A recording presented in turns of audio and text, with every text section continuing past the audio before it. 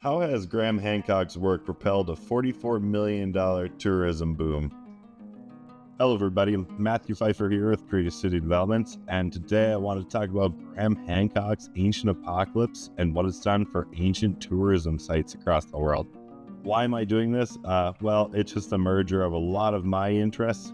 Creative City Developments is all about developing tourism, and while I think we can really attribute a lot of the tourism development here to ancient peoples, Graham Hancock has really written about it and brought a lot of intrigue back to it.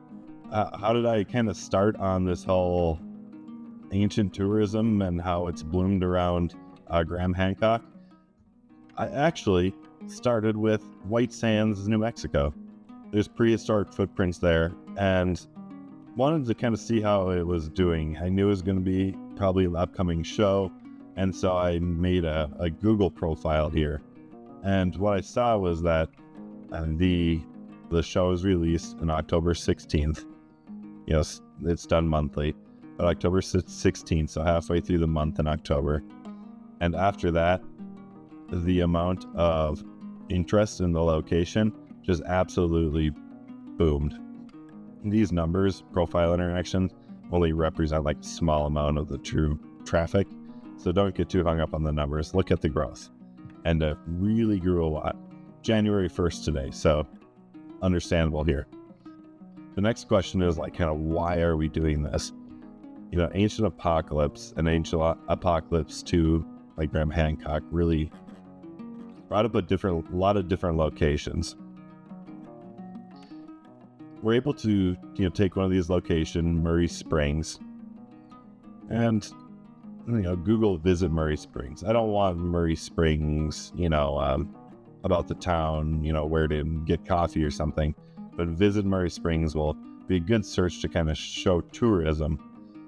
And we can see visit Murray Springs, like one of the best first sites is the Bureau of Land Management. This other one might be a good one. Something, like a .gov or .org site. We can then throw it into SEMrush. And being a digital marketer for the last decade, this tool allows us to see inside the analytics of a certain website. And so we plug in that first result, blm.gov, Murray Springs Clovis site, and we see when Ancient Apocalypse, the original one, 2002, was launched right here, November 2002, the interest in that site went through the roof. Now here again, this is just a sampling. This doesn't show total traffic to that location, or it's just that website, and it's an estimate of traffic. So things would be quite off. The Graham Hancock's book was released somewhere around here. Forget exactly. I think it was 2019. Well, anyway, the first time mention of it. And you can see, before the book, it didn't really have much attention. After the book, it started to get more attention growing. Finally, the show is released and it explodes. We're able to capture those numbers in here. Netflix release 300, after the Netflix release. And we had the Netflix release a gain of 400%. Having done this for quite a while, and that surveying with Big Oli in the statue, online search ratio there to visits is, about 1%. It's pretty low. So somebody that searches online to actually visiting will be pretty low. But the actual traffic that's represented in this graph compared to like actual foot traffic is somewhere like a multiplier of 10 to 100, the actual new visitors a year. So new visitors times our multipliers gives us new visitors a year. And then we're just an average spend of $150. I think that's pretty low. I'm trying to estimate everything on the low side here to get a more realistic figure of actual revenue per year that Graham Hancock's book has produced for any one of these sites. I'm going to go do that for every single location to try and give us a more fleshed out number. There's a lot of caveats to this, but the goal of this project and doing this right now is to show some sort of growth. I'm not, this number is obviously a large estimate, but we're trying to get a feel for what kind of impact Graham Hancock's book has had on the tourism economies around these locations. All right, I'm going to get started.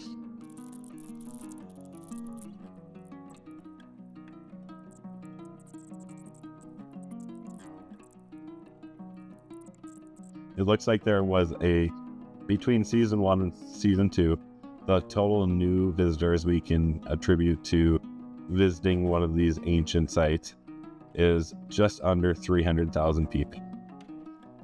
And Graham Hancock's contribution to ancient tourism interest increase can account for something like $44.5 million per year. Now, how does this relate to creative city developments? You're not going to be able to recreate something ancient. Your city might have something ancient to it.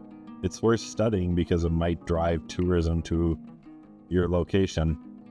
But it's kind of more than that. Graham Hancock managed to highlight these and reinvigorate interest in a subject with something that was kind of already around. You know, the mounds have been around forever. A lot of these ancient things have been around for a long time, but he was able to propel interest into the subject to be able to drive tourism. And that's what I think makes it different. He's just driven a whole new interest into ancient anthropology, into ancient cultures and ancient civilizations. You can see other examples of this propelling interest, like with Emporia, Kansas, and their gravel grinders. It's just a bike race with a single gear on gravel roads, which sounds awful, but reinvigorating, an economy around something can really help it grow. Emporia, Kansas being the perfect. Well, thank you for listening.